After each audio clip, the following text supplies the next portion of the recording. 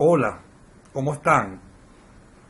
Soy Roberto Piol y vamos ahora a finalizar con la tercera entrega sobre el curso de series pequeñas y muy pequeñas. Bien, vamos a recordar un poco en la segunda lección donde nosotros calificábamos la metodología de análisis estadístico en referencia al número de datos. Si se acordarán, cuando teníamos series mayores a 20 datos, escogemos el análisis estadístico para una variable, para datos agrupados en clases.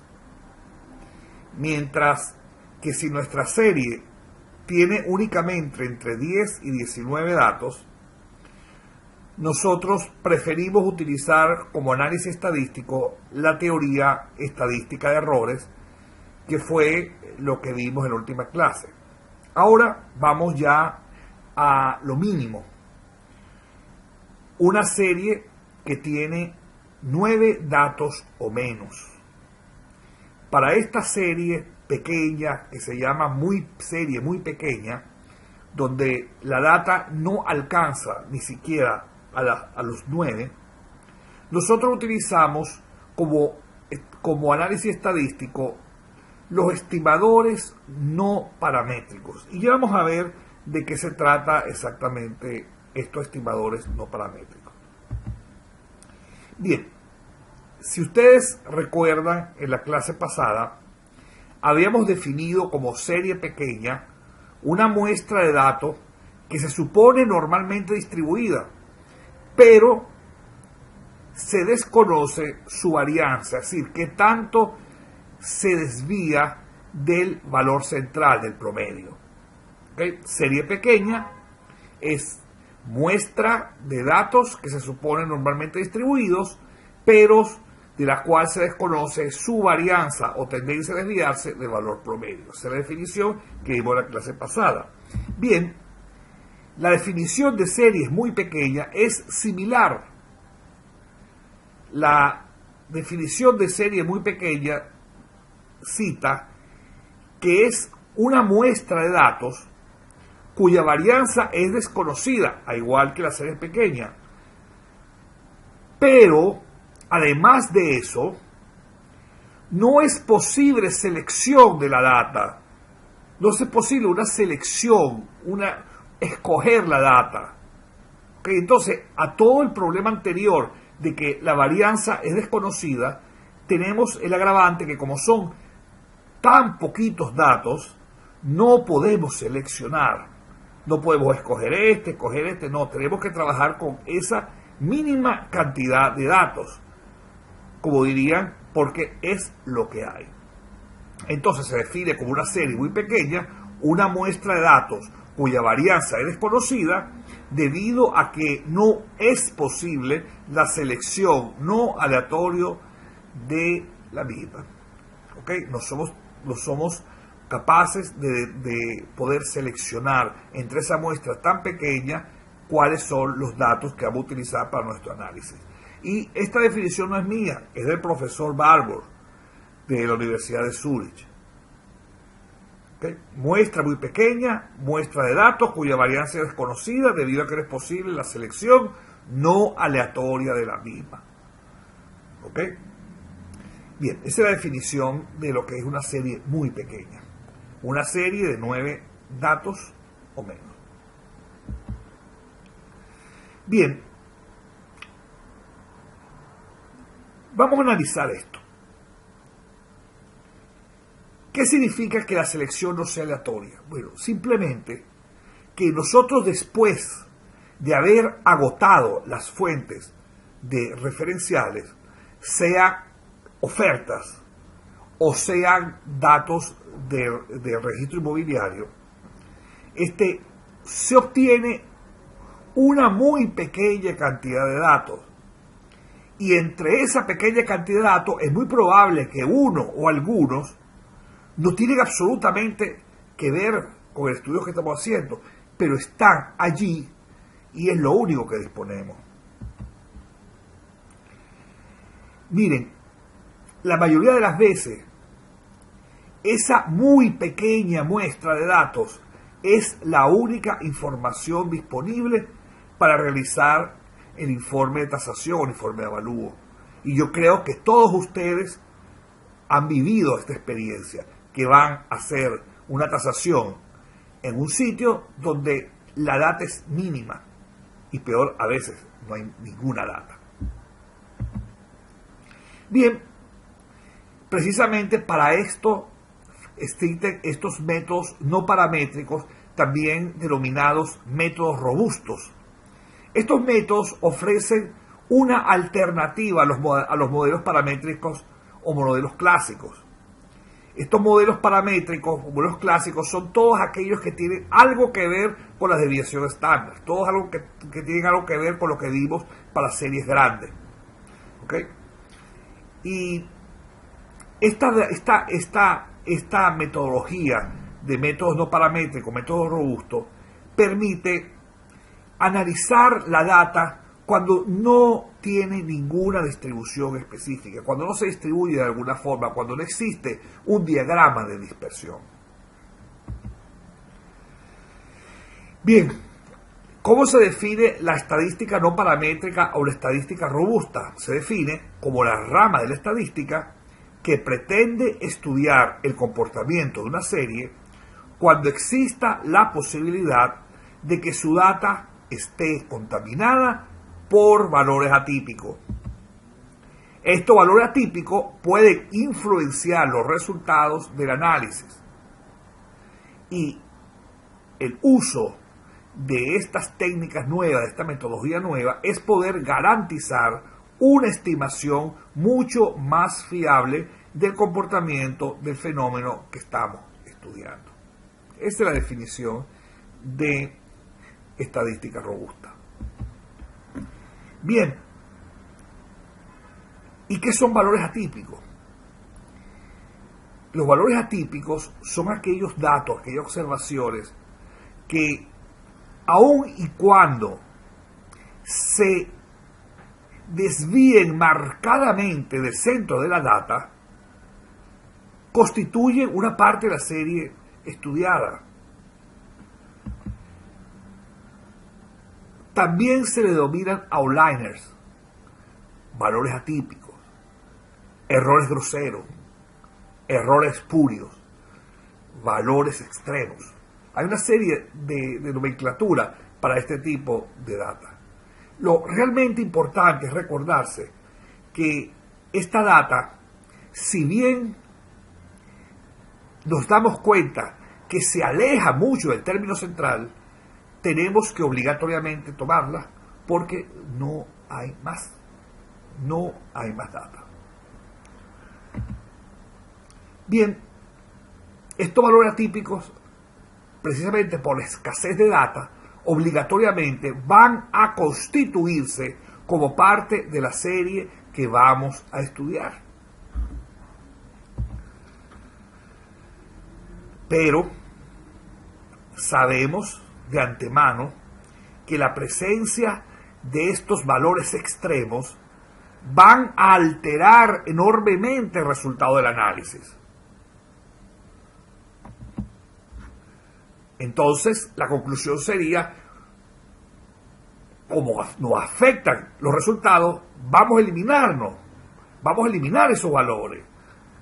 La solución fácil, vamos a salir de ello. Pero eliminarlo no es tan fácil, porque sacar esos datos de nuestra lista, de nuestro referente, es equivalente a cerrar los ojos frente a una realidad incómoda. Es lo que hay, no somos capaces de conseguir más referentes y son la data con que nosotros vamos a analizar nuestro fenómeno. En otras palabras, los valores atípicos forman parte de nuestros datos. Bien, habiendo ya definido qué es lo que es los métodos robustos, los métodos estadísticos robustos, y habiendo definido lo que la problemática de los valores atípicos cuando tenemos una serie muy pequeñita, vamos a ver qué ventajas y qué desventajas tiene el utilizar estos modelos no paramétricos, modelos robustos. La primera ventaja es que estos modelos son muy poco sensibles a los efectos de los valores atípicos. Poco sensibles como, miren, si se acuerdan ustedes cuando nosotros vimos en el curso las series grandes, es decir, promedio, mediana, moda, nos damos cuenta que el término central promedio es una fórmula, es una operación matemática. Y al ser una fórmula o una operación matemática, si nosotros introducimos en esa fórmula valores altos, simplemente el promedio se va a desviar hacia allá. Igual que si colocamos valores bajos, el promedio va a tender hacia los valores bajos. Cuestión de que no sucede o no sucede tan sensiblemente con la mediana y con la moda, que son los otros dos estimadores del valor central de la serie que vimos en esa oportunidad. Realmente la mediana y la moda son menos sensibles a las distorsiones que podrían crear los valores atípicos en comparación al promedio aritmético. Entonces, pensando en esta comparación, nos damos cuenta que la ventaja principal que tienen los valores atípicos, que tienen las series no paramétricas, es precisamente que las series no paramétricas son mucho menos sensibles a esos efectos que producen los valores atípicos en una serie de datos, o son mucho menos sensibles que utilizar los estimadores clásicos, como promedio, mediana, moda, desviación media y desviación estándar.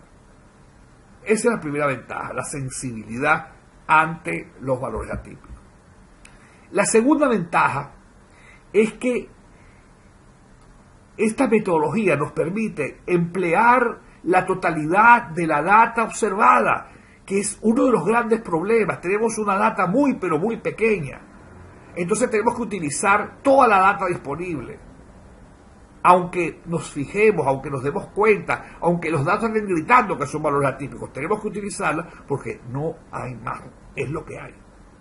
Y esta es otra ventaja que permiten los métodos robustos, que podemos utilizar la totalidad de la data, y no como hacíamos en los métodos clásicos, de que X barra más menos sigma lo consideramos valores atípicos y los eliminábamos.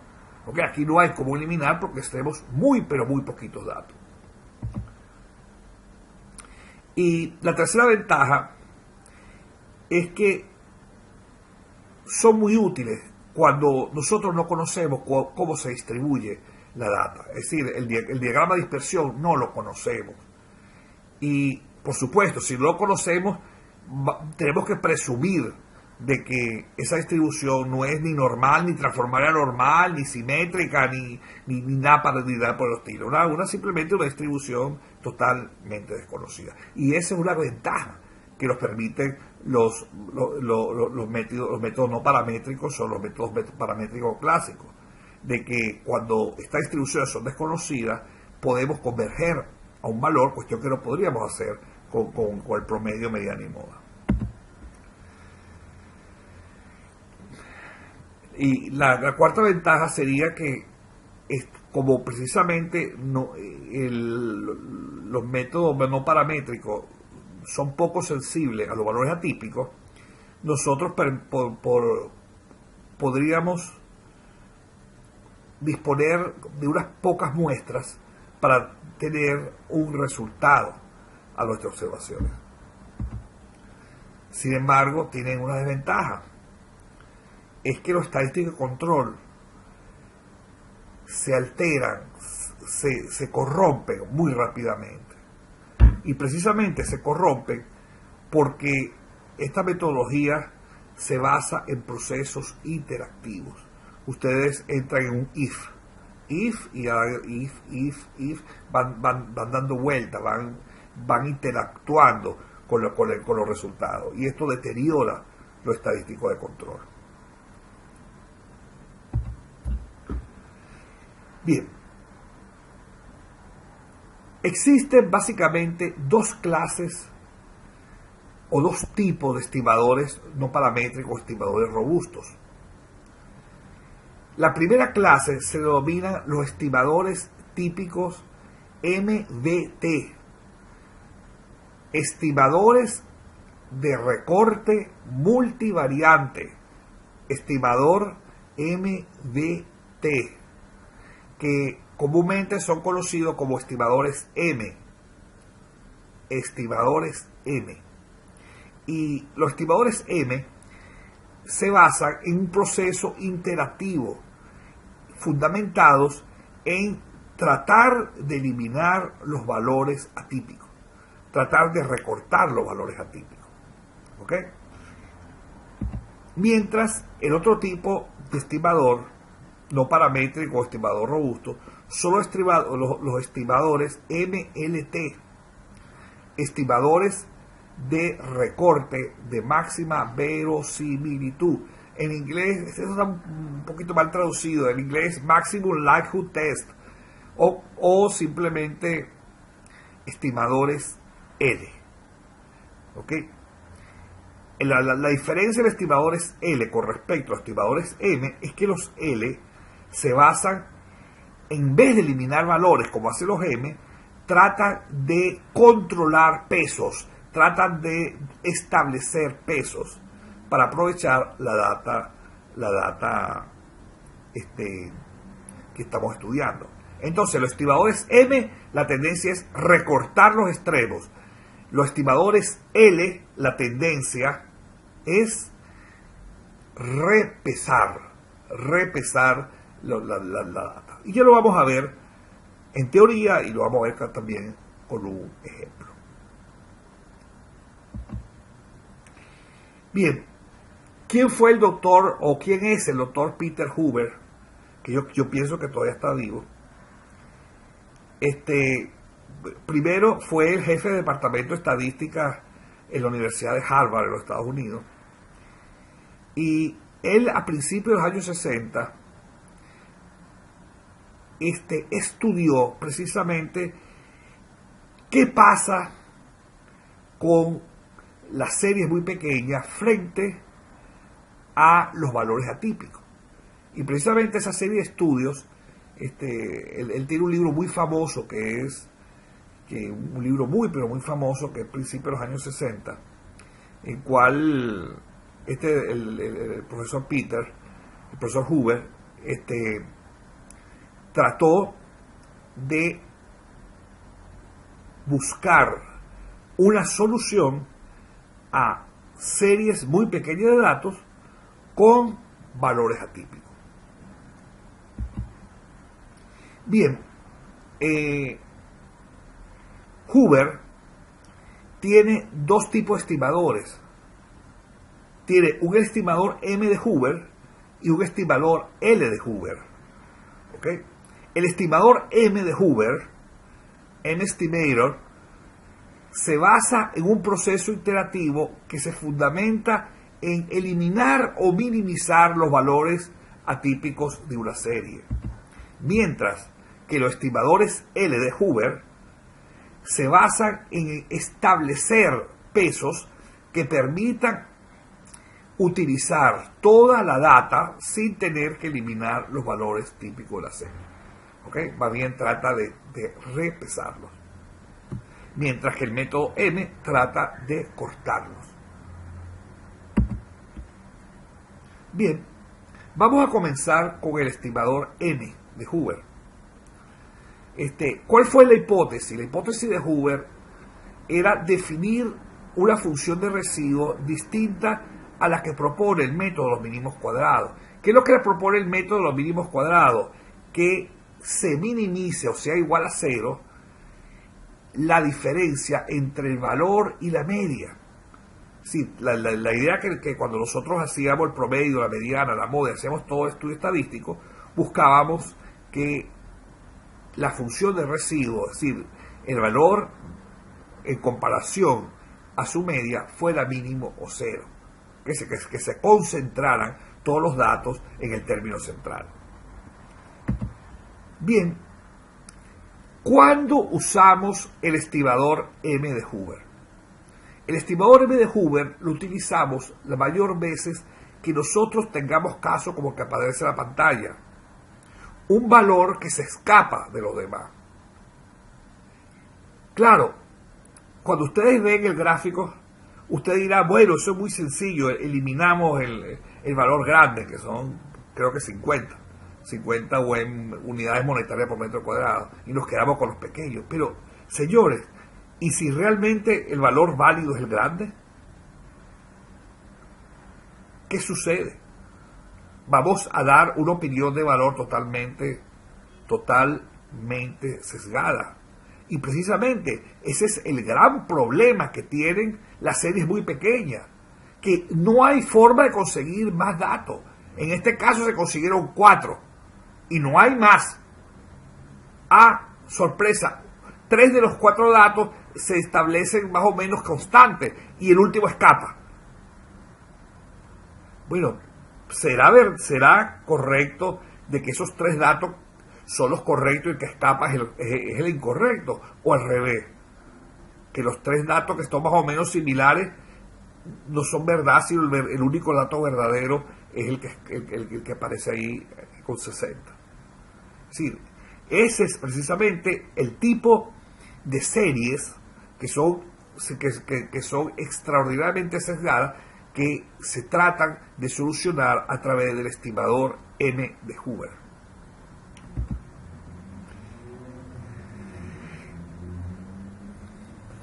Y miren, señores, en el fondo de la pantalla está una hoja, la primera página, de la norma internacional ISO 13528, la ISO 13528. ¿Ustedes saben de qué trata la ISO 13528? Bueno, trata sobre el control de calidad que tiene que llevarse en las fábricas de antibióticos. Imagínense lo importante que es tener un riguroso control de los componentes que componen un antibiótico. Cuestión que puede matar a la gente si no se tiene un control. Bueno, la norma ISO 13528, que es la norma sobre el control de calidad en los laboratorios de antibióticos, utiliza el estimador M para los análisis, obligatorio. Entonces, fíjense que si esta gente de ISO obliga por norma a utilizar el estimador M, por algo será.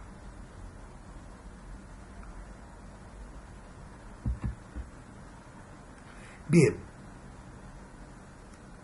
vamos a explicar en teoría cómo funciona el estimador M de Hoover y después vamos a hacer un ejemplo numérico que se entenderá un poquito más claro. Bien,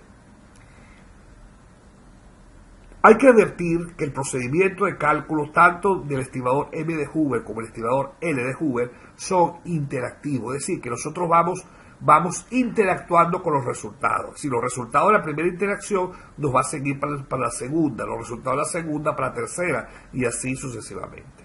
Bien, pero vamos ahora a la iteración 0, vamos a inicializar. Ok, inicializamos definiendo a la mediana de la serie como promedio robusto. El promedio robusto, su abreviatura es X barra asterisco.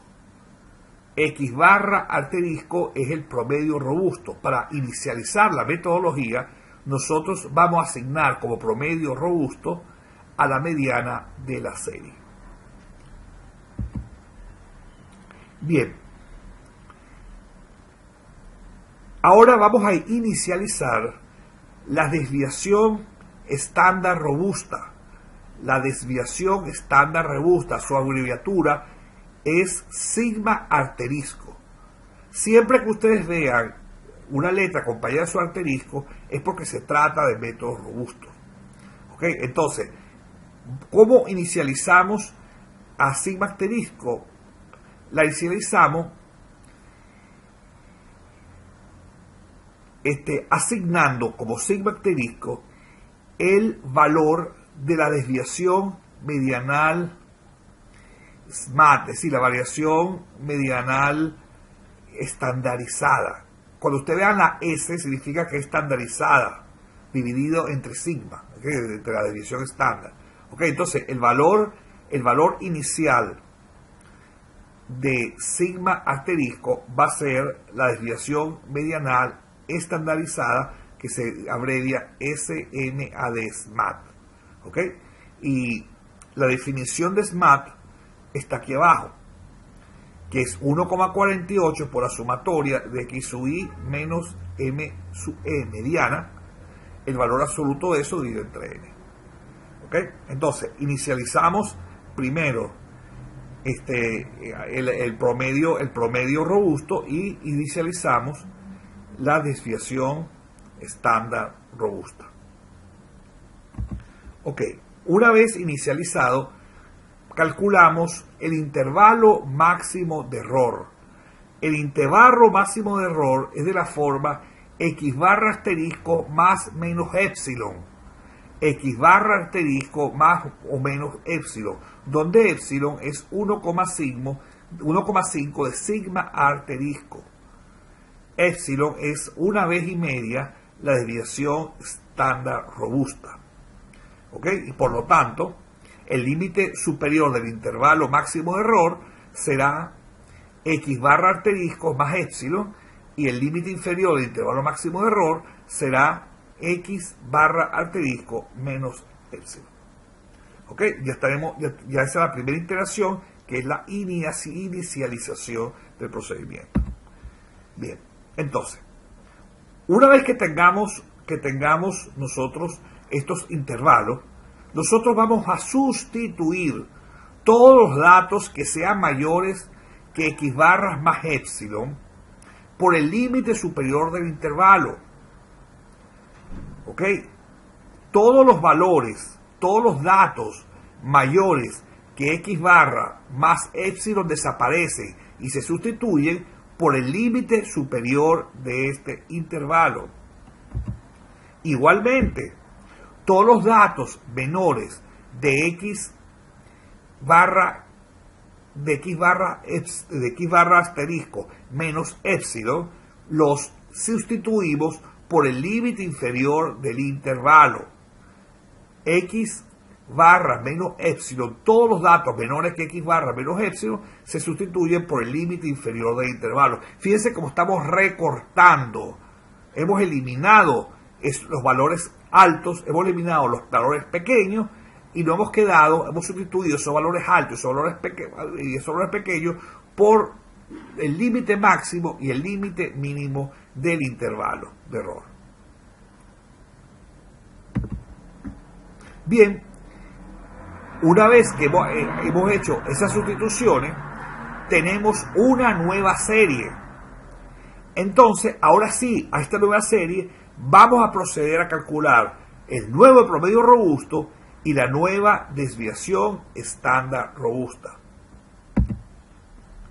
Y el proceso de iteración finaliza solamente cuando hay una pequeña variación en los valores de los estadígrafos promedio robusto y desviación estándar robusta. Cuando hay entre la iteración anterior y la nueva iteración una muy pequeña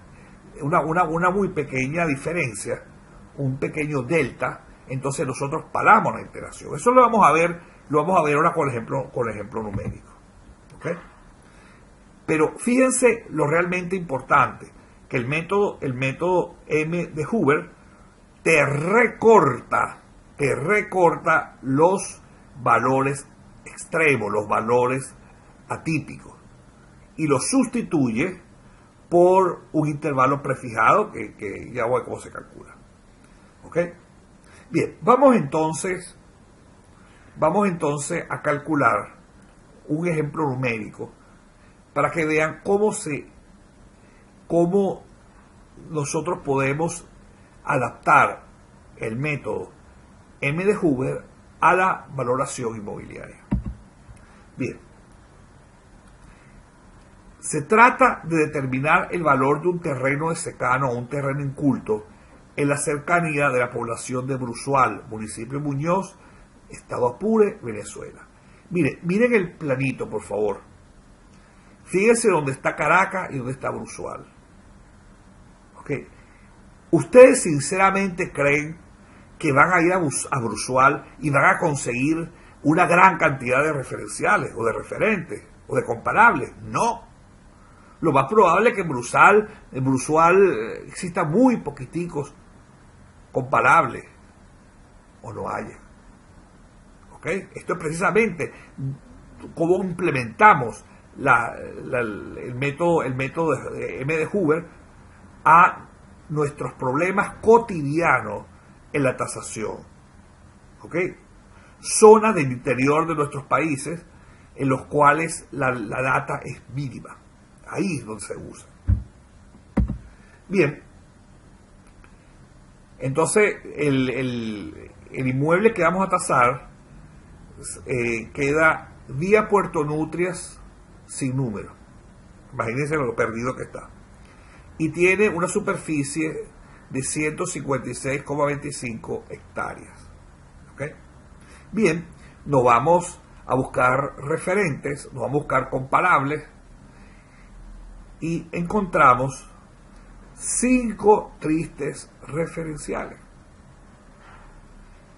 El referencial A en el caserío Las Tiamitas por 10 bolívares por metro cuadrado, el referencial B por 11 bolívares metro cuadrado, referencial C por 11 bolívares metro cuadrado, referencial D por 12 bolívares metro cuadrado y el referencial E por 100 bolívares. Vean cómo escapa. Vean cómo escapa. Los 4 primeros referentes estaban entre los 10 y los 12 bolívares por metro cuadrado, mientras que el referente E está en 100. El testigo E está en 100 y los demás están entre 10 a 12. Bueno, yo sé lo que están pensando. Pero eliminamos el de 100. Bueno, eso sería una realidad bien discutible. ¿Cómo ustedes realmente saben cuando hay estas diferencias tan bestiales que el valor real de esos terrenos es entre 10 y 12 bolívares o es alrededor de los 100? No lo saben. Yo tampoco lo sé. Precisamente aquí es donde apelamos al profesor Hoover.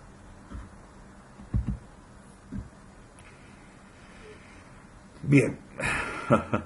La primera intención del profesional tasador será considerar un error grosero y eliminar la serie. Sabemos que no lo podemos hacer. No lo podemos hacer porque tenemos tan poquitos datos que no sabemos realmente cómo seleccionarlo. Bien. Entonces, fíjense que el fundamento de estos métodos robustos es determinar un término central en una serie donde existe valor extremo. Ese es precisamente el fin último, y eso fue lo que Hoover tanto estudió, de tratar de buscar un valor, un término central en series donde existen valores atípicos y de paso pequeños. ¿Ok? Bueno, la conclusión es la que está en el último párrafo. Dice, la escasez de comparables del sector no permitirán prescindir de ninguno de ellos. Entonces vamos a aplicar el método de Hoover. Bien, entonces vamos a inicializar. ¿Cómo inicializamos? X barra asterisco, el promedio robusto inicial, lo vamos a asimilar, lo vamos a designar como la mediana. Es decir, la mediana va a ser nuestro promedio robusto inicial. En este caso, si se acuerdan, eran 12 más 10 más 10 más 11 más 11 más 10. La mediana es 11. Bien, Vamos a inicializar ahora la desviación medianal, la variación medianal. ¿Ok? La desviación medianal se define como la sumatoria de x sub i menos la mediana dividido entre n. Y eso lo vamos a llamar MAD, desviación medianal robusta. Pero para inicializar no sirve la MAD, sino la desviación medianal estandarizada, SMAT. Para calcular SMAT es 1,483 multiplicado por MAD. ¿Ok? Entonces la desviación medianal estandarizada va a ser 26,99 bolívares por hectárea. Entonces ahora sí, inicializamos, asignamos como sigma asterisco la desviación estándar robusta como la desviación medianal estandarizada SMAT. Entonces, sigma asterisco para inicializar es 26,99 bolívares por hectárea. Bien, ahora que tenemos nuestros parámetros, vamos a calcular el intervalo máximo de error. X barra asterisco más o menos épsilon, el error. ¿Ok? Donde el error es 1,5 la desviación estándar robusta. 1,5 sigma asterisco. ¿Verdad? Entonces, épsilon es 40,49. Entonces, fíjense que el intervalo máximo de error comienza en 29,49 y termina en 51,49. Ese menos 29,49 no nos sirve de nada porque el valor más bajo que tenemos es 11, es 10. Entonces nos olvidamos del límite inferior y nos centramos en el límite superior. Entonces fíjense que el límite superior del intervalo máximo de error es 51,49. Cualquier valor mayor de 51,49 lo cortamos, lo eliminamos y lo sustituimos por este 51,49. Y tenemos una serie nueva. Fíjense que el valor anterior era 100. El valor actual es 51,49. Fíjense que lo que estamos haciendo es recortando, ¿okay? Tal como lo pide el método de Hoover, recortar los valores atípicos. ¿Okay? Tenemos una nueva serie que es 10, 11, 11, 12 y 51,49. Bien, ahora sí, calculamos el promedio robusto X barra asterisco como la sumatoria de x sub i sobre n, y en este caso es 19,10. Y calculamos la desviación estándar robusta como 1,134 por la raíz cuadrada de la sumatoria de x sub i menos x barra al cuadrado sobre n menos 1. Y ahora procedemos a calcular el nuevo intervalo máximo de error, donde épsilon es 1,5 sigma asterisco, épsilon por lo tanto va a ser 30,83 bolívares por hectárea. Y tenemos nuestra nueva serie. ¿Por qué nuestra nueva serie? Porque aquellos valores mayores de 49,92 los eliminamos y los sustituimos por 49,92. Ahí lo tienen. Fíjense que la primera interacción, ¿ok? Nosotros sustituimos el valor mayor. Ahora, en esta otra interacción, sustituimos el nuevo valor mayor por el valor máximo de la serie. ¿Ok? Bien, cuando nosotros hacemos las interacciones nos damos cuenta de que tanto x barra asterisco como sigma asterisco empiezan a acercarse. Fíjense que entre la convergencia entra en convergencia entre la iteración 3 y la iteración 4. Ya ahí podemos parar. En ese momento es suficiente para poder parar. Fíjense que la diferencia de ambos estadígrafos es muy pequeña.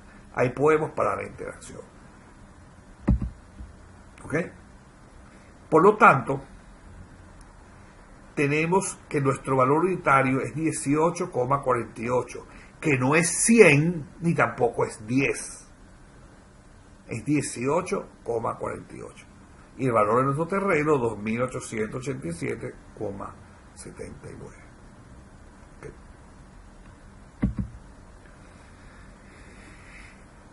Fíjense que es extremadamente interesante. Por supuesto, yo podré aquí estar hasta la noche hablando del caso, pero hasta que ustedes lo agarren un lápiz y un papel y empiecen a desarrollar el método, no se le va a fijar. Porque si es un método muy simple, hay que estar muy pendiente de la interacción. Bien, vamos a pasar ahora a estudiar el estimador L de Hoover. El estimador L de Hoover, acuérdense que L tiene que ver con los pesos, así como M con los recortes, L tiene que ver con los pesos. Entonces fíjense que la función de residuos, que para los métodos de correlación múltiple era x menos x barra igual a 0. ¿Okay? Se buscaba la minimización de los residuos. Aquí cambia, porque la función de residuos es la que está en la pantalla. La x sub i menos x barra al cuadrado son los residuos al cuadrado. Si el valor absoluto de xi menos x barra es menor o igual que 2 veces sigma, nosotros sustituimos nada. Nosotros simplemente dejamos ese valor. Pero si ese intervalo x sub i menos x, si el intervalo x sub i menos x barra es mayor que 2 veces sigma, acuérdense que cuando veíamos los métodos estadísticos, los métodos de errores, el método estadístico de errores, nosotros a los 3 sigma lo eliminábamos. Aquí a los 2 sigma nosotros nombramos cuando el residuo es 2 veces sigma, nosotros sustituimos el valor por la expresión que está en la parte de abajo, que yo lo vamos a ver en el ejemplo cómo se hace. Pero fíjense que aquí no vamos a eliminar nada. Aquí lo que vamos es a controlar pesos, a sustituir pesos, no datos. Bien, ¿cuándo se usa el estimador L? El estimador L se usa cuando tenemos una data que tiene la configuración parecida a la que aparece en la pantalla. Fíjense que esta data tiene la mitad de los datos, tiene un valor alrededor de los 10, y la otra mitad de los datos tiene un valor alrededor de los 50. Sí, son inconciliables. Cuando se observa este tipo de fenómeno es cuando se utiliza el estimador L. Bien, entonces vamos a hacer el ejemplo. Ok. Para inicializar el método del estimador L de Hoover, nosotros inicializamos suponiendo que todos los referenciales, todas las observaciones tienen el mismo peso. Todos pesan lo mismo. ¿Ok? Entonces, en la próxima interacción, nosotros vamos a calcular los nuevos pesos a partir de los residuos que tenemos en el ajuste anterior. Vamos a ver cómo es eso. Repetimos el ajuste con los nuevos pesos y el proceso continúa, el proceso interactivo continúa hasta que logremos converger los parámetros, los estadígrafos de control. ¿Ok? Bien, vamos a ver qué es eso. El cálculo de los pesos. Peso es igual a 1. 1 es 100%, ¿verdad? El peso es igual a 1 si el valor absoluto del residuo x sub i menos x barra sea menor que K mayúscula por delta sub x barra. Cuando el valor es menor que K mayúsculo, que ya vamos a ver lo que es, por delta sub x barra, el peso se mantiene igual, no se sustituye. Pero si el residuo es mayor que K por delta x barra, el peso lo vamos a sustituir por la expresión que está a la izquierda, K por delta x barra dividido entre el valor absoluto de x sub i menos x barra. ¿Ok? K siempre va a adoptar el valor entre 2 y 3. Por lo general en los textos aparece siempre K como igual a 2. Pero Huber en su libro, en su investigación, él permite que sea 2 o 3. Sin embargo, en la mayoría de los textos se fija acá como 2, es decir, 2 veces el doble de delta sub x barra. Bien, ¿cómo se hace? Bien, primer paso, ordenamos la muestra en orden creciente, del menor al mayor. Segundo, inicializamos. Suponemos que el peso inicial para cada uno de los datos es igual a 1. Tercero, calculamos el promedio aritmético simple de la data original sin modificar. Cuarto, calculamos la desviación estándar de población y el error o incertidumbre de la muestra original a través de las siguientes expresiones. ¿Okay? Delta sub x barra es la desviación estándar de población dividido entre la raíz cuadrada de n.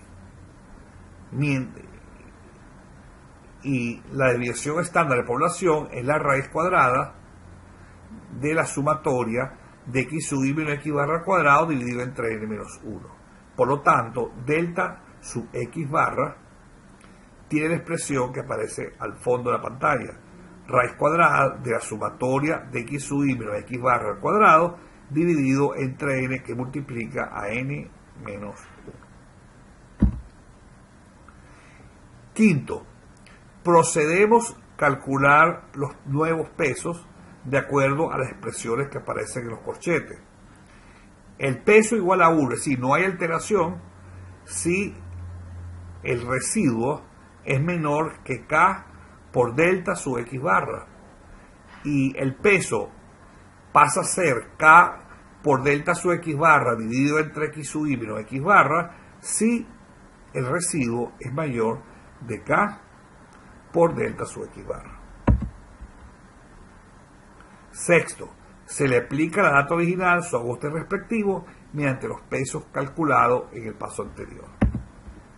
Y séptimo, se calcula el promedio ponderado a través de la expresión que aparece en la pantalla, sumatoria de P sub i por x sub i dividido entre la sumatoria de los pesos. Y octavo, comenzamos la interacción. ¿Ok? ¿Hasta cuándo? Hasta que la diferencia de los promedios sean mínimos. El momento que la diferencia de los promedios sea muy pequeña, nosotros paramos la interacción. Miren, yo entiendo claramente que todo lo que estoy diciendo suena como a chino, pero ya lo vamos a ver en el ejemplo. Vamos a ver que es muy diferente. El ejemplo es muy diferente a lo que parece ser muy sencillo utilizar el método del estimador de Huber. ¿Okay? Bien, vamos a comenzar. Se trata de determinar el valor de una parcela de terreno urbana con un área de 195,75 metros cuadrados, identificada con el número 23-1 en la población de El Chaparro, municipio MacGregor, estado Anzoátegui en Venezuela. ¿Okay? Fíjense dónde está Caracas y fíjense dónde está Chaparro. Es un sitio bastante alejado de la capital. Por lo tanto, si bien es un pueblo, una pequeña ciudad, es de esperar que exista muy pocos referenciales, exista muy poco comparable. ¿Ok? Bien, en la parte derecha de la pantalla aparece el plano del Chaparro. En donde está la estrellita aparece el inmueble que vamos a tasar, la parcela 23-1, y con unos circulitos aparecen los referentes, los referenciales, los comparables con los cuales nosotros vamos a determinar el valor. Señores, hasta ahí todo iba bien. Dije, ay, conseguimos 5 referenciales, qué bueno. El problema es que cuando analizamos la data, nos damos cuenta que el referente A, el B y el C está alrededor de los 50, mientras que el D y el E está alrededor de los 950. Son inconciliables. Tenemos 3 datas bajas y 3 datas altas. Y aquí, en estos tipos de datos, que son totalmente extraños a un diagrama de dispersión normal, es donde los métodos robustos hacen su trabajo. Determinar el valor del término central cuando existen valores atípicos. Bien. Primer paso. Calculamos el promedio inicial. Sumamos los 5 valores unitarios, lo dividimos entre 5 y nos queda que el promedio inicial es 419,20 bolívares por metro cuadrado. ¿Ok? Esa va a ser nuestra serie original, la serie sin tocarla. ¿Ok? Y lo anotamos en nuestra tabla, que es la tabla con la cual nosotros vamos a parar la interacción. Es la tabla donde nosotros vamos a detener la interacción. Bien, vamos entonces a calcular la primera interacción. ¿Ok? Para calcular la primera interacción, procedemos a calcular primero la desviación estándar y la incertidumbre o error de la serie. ¿Ok? La delta sub de x barra, la incertidumbre o error de la serie, viene dado por la desviación estándar de poblaciones dividido entre la raíz cuadrada de n, mientras que la desviación estándar de poblaciones está definida por la fórmula de la sumatoria de x sub i menos x barra al cuadrado entre n menos 1, y por lo tanto, combinar las dos, tenemos que la incertidumbre o el error delta sub x barra es la raíz cuadrada de la sumatoria de x sub i menos x barra al cuadrado entre n, que multiplica a n menos 1, como ya lo habíamos visto. Bien, aquí tenemos nuestra tabla. En la primera columna está la identificación de los referenciales. En la segunda columna, el valor de cada uno de esos referenciales. En la tercera columna, el promedio, que es constante para todos. En la cuarta columna, el valor absoluto de la diferencia de los residuos de x sub i menos x barra. En la cuarta columna está la diferencia de x sub i menos x barra elevada al cuadrado. ¿Ok? Después tenemos la sumatoria, el valor de n que multiplica n menos 1, y por lo tanto, con esta tabla se calcula nuestro primer delta sub x barra, que va a ser 223,93 bolívares por metro cuadrado. Bien, ahora procedemos a calcular los pesos. K siempre para nuestro efecto va a ser igual a 2. Entonces, el K por delta sub x barra va a ser igual a 447,83. 2 veces delta sub x barra. Entonces, si los valores de la serie son menores que K por delta sub x barra, no se mueven. Los pesos son 100%. Pero si existen valores mayor que K por delta sub X barra, sustituimos el peso por la expresión K multiplicado por delta sub X barra dividido entre el valor absoluto de X sub Y menos X barra. Bien, aquí está la tabla. En la primera columna tenemos la identificación de los referenciales. En la segunda columna el valor de la serie, los datos originales de la serie. En la tercera columna es constante para todo el promedio aritmético. En la cuarta columna el residuo X sub Y menos X barra en valor absoluto. ¿Ok? Y ahora procedemos a hacer el chequeo. Fíjense que para el referente A, el valor absoluto de X sub Y menos X barra va a ser menor que K por delta sub X barra. También el segundo, también el tercero, pero el cuarto, que son 950, es mayor que K que multiplica a delta sub X barra. Y el cuarto también, 562,80, es mayor que K que multiplica por delta sub X barra. Por lo tanto, los tres primeros, como son menores, se mantienen así se mantienen sin mover, sin modificar. Pero el referencial D y el referencial E se van a modificar, cambiando el peso de acuerdo al modelo anterior. Entonces el peso para el referencial D queda en 0,84 y el peso para el referencial E queda en 0,79. ¿Ok?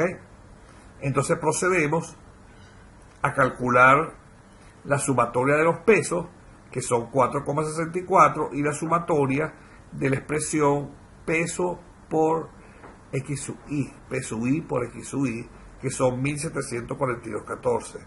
Por lo tanto, el nuevo promedio va a ser 373,85 bolívares por metro cuadrado. Bien, lo colocamos en nuestra tabla de control. Fíjense que no hay convergencia porque la diferencia entre 419,20 y 375,83 es muy grande. Entonces empezamos a repetir los pasos anteriores hasta que la diferencia de los promedios sea mínimo. Fíjense, entre la serie original y la primera interacción, la diferencia es grande. Entre la primera interacción y la segunda interacción, la diferencia es grande. Pero entre la tercera y la cuarta interacción, la diferencia es pequeña. Entonces eso quiere decir que en la cuarta interacción nosotros paramos la convergencia y el promedio de la data son 355,68 bolívares por metro cuadrado. ¿Ok? Entonces nuestra parcela mide 195,75, nuestro valor unitario es de 355. Fíjense que no es ninguno de los dos que nosotros pensamos que se podían hacer, y el valor de la parcela son 69.562,50.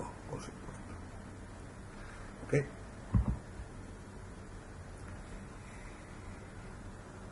Habiendo visto la mecánica de estos dos modelos, vamos a sacar las siguientes conclusiones. Primera conclusión: cuando el número de observaciones es pequeño o muy pequeño, no es posible asumir una distribución normal. Por lo tanto, el promedio aritmético no debe utilizarse. No debe utilizarse. Segundo, la estimación robusta o no paramétrica nació de la necesidad de calcular un valor central a fin de que arroje un resultado preciso, aun cuando la data pueda estar contaminada por valores atípicos. Y estos valores atípicos van a conducir a una posible estimación errónea. 3. Los estimadores robustos no paramétricos evitan emplear la media aritmética, el promedio aritmético en una serie. Cuarto, evitan rechazar o descartar arbitrariamente de las observaciones alejadas del término central. Quinto, reduce la influencia de los valores atípicos sobre los cálculos del término central sin modificar en absoluto su información estadística, ya que no los elimina, sino más bien los pondera. Sexto, el uso de estimadores robustos no paramétricos ha tenido muy poca difusión académica y bibliográfica. Fíjense que en todos los años que yo tengo dando clases en Soitave, una sola tesis tocó los estimadores robustos. De toda la cantidad de tesis que hacen todos los soitavistas anualmente, en todos estos años, solamente una sola persona, un solo equipo, tocó los estimadores robustos. Hay muy poca difusión. 7. Es muy importante su enseñanza y aplicación, ya que es una herramienta indispensable para el estudio estadístico de series pequeñas y muy pequeñas, las cuales son muy frecuentes en nuestros avalúos cotidianos. Bien, con esto finalizamos nuestro curso de series pequeñas y muy pequeñas. Se le va a entregar por email los dos talleres, son 3 talleres, uno por cada método que hemos visto, a fin de que ustedes puedan practicarlo. Cualquier duda, cualquier consulta, estoy a su disposición por mi correo electrónico o por mi WhatsApp. Que tengan ustedes un feliz día y espero que volvamos a encontrarnos en la clase. Hasta luego.